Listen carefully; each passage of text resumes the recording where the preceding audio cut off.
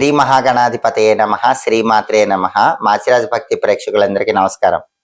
August 11వ తేదీ నుంచి August 20వ తేదీ వరకు 10 రోజుల పాటు ద్వాదశ రాశుల వాళ్ళకి రాశి ఫలితాలు ఎలా ఉంటాయో, ఈ 10 రోజుల్లో ఏ గ్రహాలు అనుకూలంగా ఉన్నాయో, ఏ గ్రహాలు వ్యతిరేకంగా ఉన్నాయో, అనుకూలించే గ్రహాలు ఇంకా అద్భుతంగా అనుకూలించడానికి, వ్యతిరేకించే గ్రహాల వ్యతిరేకత తగ్గింపజేసుకోవటానికి ద్వాదశ రాశుల వాళ్ళు ఎలాంటి ప్రత్యేకమైన పరిహారాలు చేసుకోవాలో, ఏ దేవీ దేవతల ఆలయ దర్శనం చేసుకోవాలో, ఏ మంత్రాలు చదువుకోవాలో, ఏ పరిహారాలు చేసుకోవాలో, ద్వాదశ రాశుల వాళ్ళకి ఈ 10 రోజుల్లో రాశి ఫలితాలు ఏ విధంగా ఉండబోతున్నాయో ఈ వీడియోలో మనం తెలుసుకుందాం. తదుపరి కన్యారాశి. కన్యారాశి వాళ్ళకి ఆగస్టు 11 నుంచి ఆగస్టు 20 మధ్యలో 10 రోజుల రాశి ఫలితాలు చూస్తే, ప్రధానంగా 10 రోజుల రాశి ఫలితాలు చూసేటప్పుడు మనం తీసుకోవాల్సిన 4 గ్రహాలు రవి, బుధుడు, కుజుడు, శుక్రుడు. ఈ 4 గ్రహాల్లో సూర్యుడు 11, 12 స్థానాల్లో సంచారం చేస్తున్నాడు.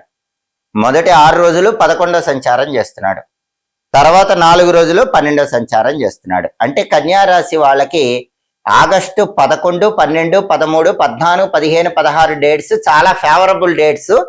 సూర్యుడు బాగున్నాడు, ప్రమోషన్ కోసం ట్రై చేసుకోవచ్చు, ప్రమోషన్ గురించిన శుభవార్త వింటారు. పాలిటిక్స్ లో కూడా పదవి గురించిన శుభవార్త వినే అవకాశం ఉంటుంది. అగ్రికల్చర్ లో లాభాలు వస్తాయి, ఫాదర్ సైడ్ రిలేటివ్స్ వల్ల మంచి ప్రయోజనాలు వస్తాయి. సమాజంలో కూడా మంచి పేరు ప్రతిష్టలు, పలుకుబడి, డబ్బు ఇలాంటివి సంపాదించడానికి కూడా మొదటి 6 రోజులు బలం అద్భుతంగా ఉంది. కానీ తర్వాత 4 రోజులు రవి బలం లేదు. కాబట్టి ఆగస్టు 17, 18, 19, 20 ఈ 4 రోజుల్లో మాత్రం సూర్యుడి బలం లేదు. కాబట్టి సూర్యుడు 12వ స్థానంలో ఉన్నాడు. కాబట్టి ఆఫీస్ పాలిటిక్స్ పెరిగిపోతాయి. మీ పేరు, మీ నేము, ఫేము చూసి తట్టుకోలేక వెనక గోతులు తీసేవాళ్ళు చివరి 4 రోజుల్లో పెరుగుతారు. వాళ్ళతో కొంచెం జాగ్రత్తగా ఉండండి. మీరు ఎంత బాగా వర్క్ చేయాలని చూసినా మిమ్మల్ని బ్లేమ్ చేసేవాళ్ళు చివరి 4 రోజుల్లో ఆఫీస్లో ఉంటారు. జాగ్రత్తగా ఉండండి. చివరి 4 రోజుల్లో కొత్త శత్రువులు పెరిగే అవకాశాలు ఎక్కువగా ఉన్నాయి. కాబట్టి అందరితో మంచిగా ఉండే ప్రయత్నం చేయండి. చివరి 4 రోజుల్లో ఒకసారి మాత్రం ఖచ్చితంగా ఓం సవిత్రే నమః అనే మంత్రం చదువుకుంటూ 12 సార్లు సూర్య భగవానుడికి అర్ఘ్యం ఇవ్వండి. చివరి 4 రోజుల్లో ఒక్కసారి అర్ఘ్యం ఇస్తే చాలు. రాగి చెంబులో నీళ్లు తీసుకుని ఎర్ర పూలు, కుంకుమ కలిపిన అక్షింతలు, కుంకుమ పువ్వు పొడి ఇవన్నీ కలిపి తూర్పు వైపు తిరిగి ఓం సవిత్రే నమః 12 సార్లు చెప్పి మొక్కలో అర్ఘ్యపు నీళ్లు వదిలిపెట్టండి.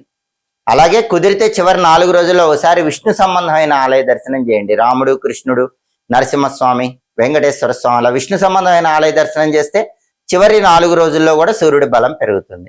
అలాగే కన్యారాశి వాళ్ళకు బుధుడు 11వ స్థానంలో చాలా ఫేవరబుల్ గా ఉన్నాడు, ఎక్సలెంట్ గా ఫేవరబుల్ గా ఉన్నాడు.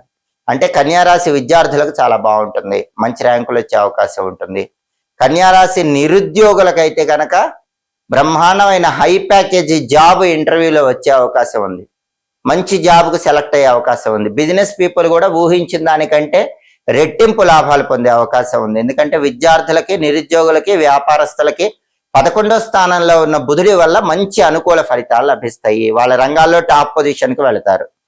అలాగే కుజుడు 10వ స్థానంలో వ్యతిరేకంగా ఉన్నాడు. ఈ 10 రోజుల్లో కూడా కుజుడు ఫేవరబుల్ లేడు, అది కూడా 10th హౌస్ లో ఫేవరబుల్ లేడు. కాబట్టి ఏం జరుగుతుందంటే హోటల్ కమ్ రెస్టారెంట్, రైసు ఇలాంటి బిజినెస్లు చేసేవాళ్ళు, ఎండుమిర్చి, కాపర్ బిజినెస్ చేసేవాళ్ళు ఇలాంటి వాళ్ళకి మాత్రం కొన్ని ఒడిదుడుకులు ఉంటాయి.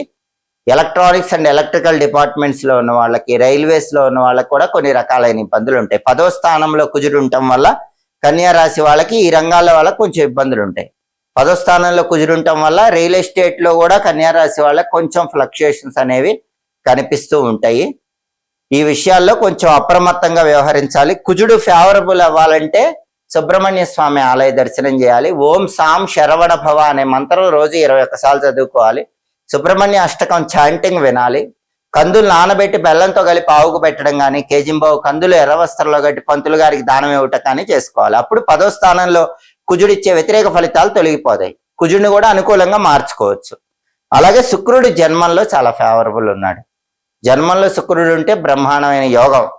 ఎందుకంటే జన్మంలో శుక్రుడు ఉన్నప్పుడు ఏం జరుగుతుందంటే భోగభాగ్యాలన్నీ కూడా అనుభవించగలుగుతారు, విందు వినోదపరమైన కార్యక్రమాల్లో పాల్గొంటారు.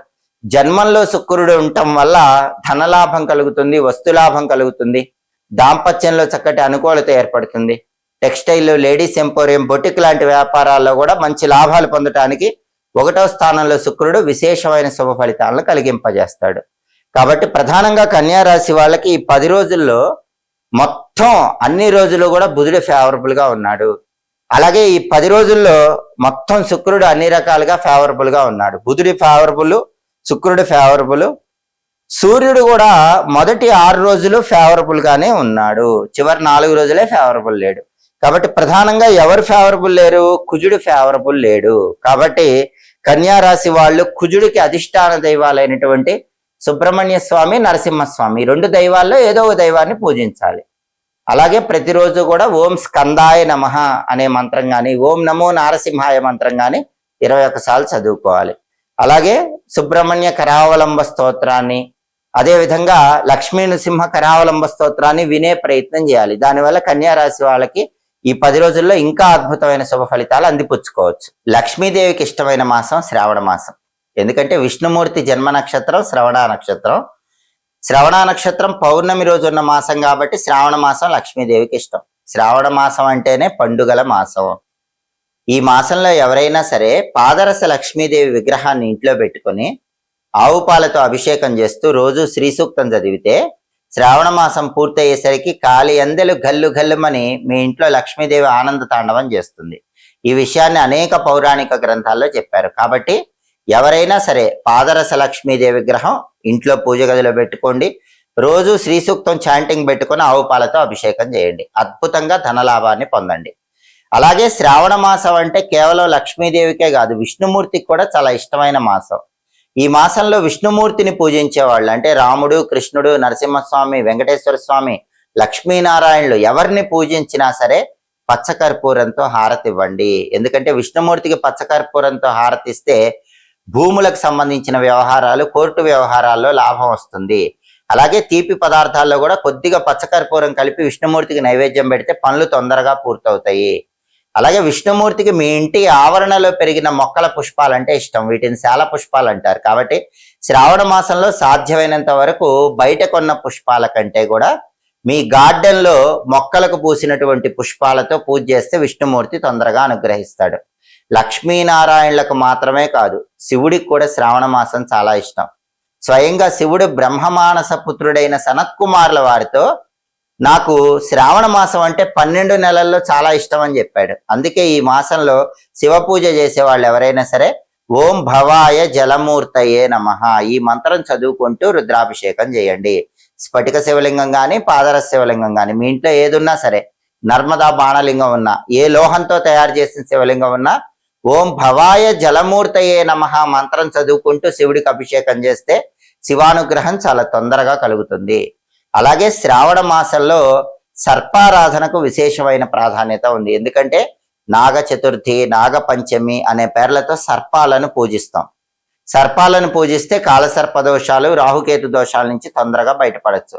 సర్ప పూజలు శ్రావణ మాసంలో పుట్టల దగ్గరకు వెళ్ళి, జంటనాగుల దగ్గరకు వెళ్ళి చేయలేని వాళ్ళు ఏం చేయాలంటే ఈ శ్రావణ మాసంలో శుక్లపక్ష చతుర్థి గాని, పంచమి గాని అంటే నాగ చతుర్థి, నాగ పంచమి రోజుల్లో అనంత, వాసుకి, ఆదిశేష, పద్మనాభ, కంబళ, శంఖపాల, ధార్తరాష్ట్ర, తక్షక, కాళీయ అనే 9 నాగదేవతల పేర్లు చెప్పుకోండి. అసలు ఈ శ్రావణ మాసంలో రోజు కూడా ఈ 9 నాగదేవతల పేర్లు చెప్పుకున్నా కూడా జాతకంలో ఉన్న సర్పదోషాల నుంచి చాలా సులభంగా బయటపడచ్చు, అనుకూల ఫలితాలు వస్తాయి. అలాగే శ్రావణ మాసానికి ఉన్నటువంటి ఇంకొక అద్భుతమైనటువంటి ప్రత్యేకత ఏంటంటే శ్రావణ మాసంలో పౌర్ణమి తిథి హయగ్రీవ జయంతి. ఆ రోజు ఎవరైనా సరే హయగ్రీవుడి చిత్రపటానికి తెల్లటి పుష్పాలతో పూజ చేస్తే తొందరగా హయగ్రీవుడి అనుగ్రహం కలిగి జ్ఞాన ప్రాప్తి చేకూరుతుంది. ఆ రోజు ఎవరైనా సరే ఒక అద్భుతమైన మంత్రం చదవండి. శ్రావణ పౌర్ణమి రోజు హయగ్రీవుడికి సంబంధించిన ఒక శక్తివంతమైన మంత్రం ఉంది. ఆ మంత్రం ఏంటంటే శ్రీ భగవతే ధర్మాయ ఆత్మ విశోధనాయ నమః. ఇది శ్రావణ పౌర్ణమి రోజు వీలైనన్ని సార్లు చదవండి. హయగ్రీవుడి అనుగ్రహం వల్ల సంపదలు వస్తాయి, విద్యాభివృద్ధి చేకూరుతుంది. ఆకస్మిక ధనప్రాప్తి లభించాలంటే శ్రావణ పౌర్ణమి రోజు హయగ్రీవుడి ఫోటోకి యాలకుల దండను సమర్పించండి. యాలకులు కొన్ని దండలాగా చేసి ఆ యాలకుల దండ సమర్పించండి. శ్రావణ మాసంలో ఎవరైనా సరే లక్ష్మీ కటాక్షం కలగాలంటే కొన్ని నియమాలు పాటించాలి. తొలి సంధ్యలో, మలి సంధ్యలో నిద్రపోకూడదు. శ్రావణ మాసంలో సూర్యోదయ, సూర్యాస్తమయాల్లో నిద్రపోకండి. అలాగే శ్రావణ మాసంలో మీ ఇంట్లో పళ్ళు ఎట్టి పరిస్థితుల్లో కుళ్ళిపోకుండా చూసుకోండి. ఏ ఇంట్లో అయితే పళ్ళు కుళ్ళిపోతాయో ఆ ఇంట్లో లక్ష్మీదేవి నిలబడదు. అలాగే రాత్రిపూట సింకు శుభ్రంగా ఉండేలా చూసుకోండి. ఎందుకంటే ఎంగిలి గిన్నెలు, ఎంగిలి పళ్ళాలు సింకులో ఉంటే లక్ష్మీ కటాక్షం తగ్గిపోతుంది. శ్రావణ మాసంలో మాత్రం ఇలా జరగకుండా జాగ్రత్త పడండి. శ్రావణ మాసంలో స్త్రీలు ఎట్టి పరిస్థితుల్లో జుట్టు విరబోసుకొని తిరగకండి. మామూలుగా కూడా స్త్రీలు జుట్టు విరబోసుకోకూడదు. శ్రావణ మాసంలో మాత్రం ఎట్టి పరిస్థితుల్లో జుట్టు విరబోసుకొని తిరగకూడదు. అలా తిరిగితే లక్ష్మీ కటాక్షం తగ్గిపోతుంది. శ్రావణ మాసంలో ముత్తైదువులకు తాంబూల దానం ఇస్తే కూడా విశేషమైన శుభ ఫలితాలు కలుగుతాయి. కలియుగ ప్రత్యక్ష దైవమైన వెంకటేశ్వర స్వామికి చాలా ఇష్టమైన మాసం శ్రావణ మాసం. అందుకే వెంకటేశ్వర పిండి దీపాలు వెలిగించుకుంటే మంచిది. బియ్యం పిండి, బెల్లం తురుము, ఆవు పాలు వీటన్నిటితో చలిమిడి దీపాలు, పిండి దీపాలని ఆడవాళ్ళు తయారు చేసి వెలిగిస్తూ ఉంటారు. ఆ పిండి దీపాలు శ్రావణ శనివారం రోజు పూజ గదిలో వెలిగించుకుంటే వివాహ సమస్యలు, ఉద్యోగ సమస్యలు, ధన సమస్యలు అన్నీ తొలగిపోతాయి. కాబట్టి శ్రావణ శనివారాలు వెంకటేశ్వర పిండి దీపాలు వెలిగించుకోండి.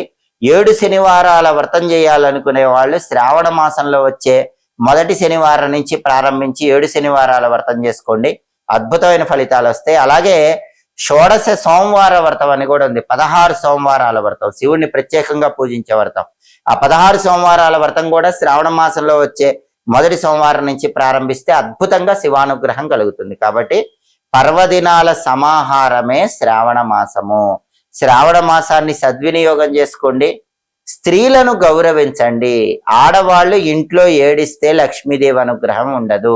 స్త్రీ ఏ ఇంట్లో అయితే కన్నీరు పెడుతుందో ఆ ఇంట్లో లక్ష్మి నిలబడదు. కాబట్టి శ్రావణ మాసంలో సాధ్యమైనంత వరకు ఆడవాళ్ళ కంటి నుంచి కన్నీటి బొట్లు రాకుండా చూసుకోండి. ఆడవాళ్ళు నవ్వుతూ ఉండేలా చూసుకోండి. అప్పుడు ఆ ఇంట్లో అష్టలక్ష్ముల ఆనంద తాండవం జరుగుతుంది. ఎప్పటికప్పుడు జ్యోతిష శాస్త్ర పరంగా ఆసక్తికరమైన విశేషాంశాలు తెలుసుకోవాలన్నా, దినఫలాలు, 10 రోజుల ఫలితాలు, మాస ఫలితాలు, గ్రహాల సంచారంలో వచ్చే మార్పులను బట్టి కలిగే ఫలితాలు తెలుసుకోవాలన్నా మాచిరాజు భక్తి ఛానల్ తప్పకుండా చూడండి. మా వీడియోస్ మీకు నచ్చినట్లయితే మా ఛానల్ లైక్ చేయండి, కామెంట్ చేయండి. మా ఛానల్ వీడియోస్ 10 మంది మిత్రులకు షేర్ చేయండి. మా ఛానల్ సబ్స్క్రైబ్ చేసుకోండి. పక్కన ఉన్న బెల్ సింబల్ నొక్కటం మాత్రం మర్చిపోకండి. సర్వే జనాః సుఖినో భవంతు. స్వస్తి.